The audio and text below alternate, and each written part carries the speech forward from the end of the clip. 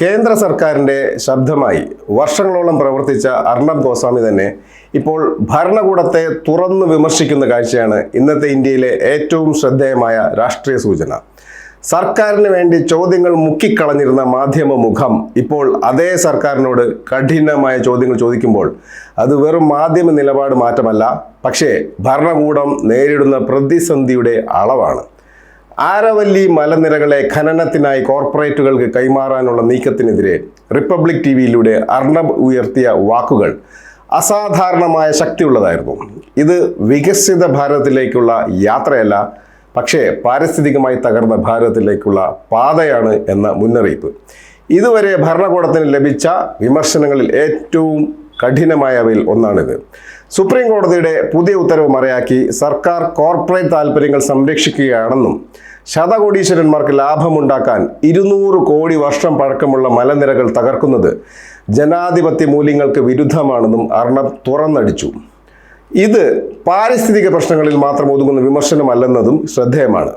മധ്യപ്രദേശിൽ ഒരു BJP MLA മകന്റെ വിവാഹത്തിന് കോടികൾ ചെലവഴിക്കുമ്പോൾ അതേ സംസ്ഥാനത്ത് ഗർഭിണികൾ ചികിത്സ കിട്ടാതെ മരിക്കുന്നു. കുട്ടികൾക്ക് ചികിത്സാ പിഴവിലൂടെ HIV ബാധിക്കുന്നു. ഈ യാഥാർത്ഥ്യങ്ങൾ ചൂണ്ടിക്കാട്ടിയാണ് അർണബ് ചോദ്യം ചെയ്തത്. അധികാരത്തിൻ്റെ ആഡംബരവും സാധാരണ ജനങ്ങളുടെ ദുരിതവും തമ്മിലുള്ള ഭീകരമായ വ്യത്യാസം.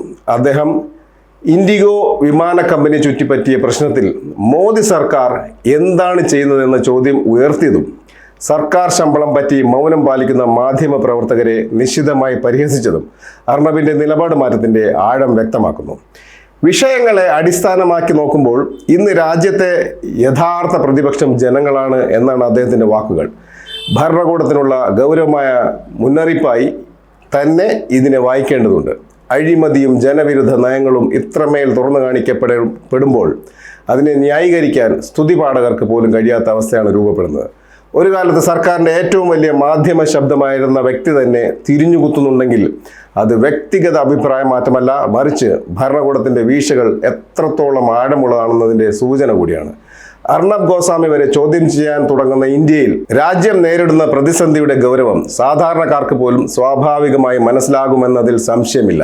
Zag news, Trivandrum.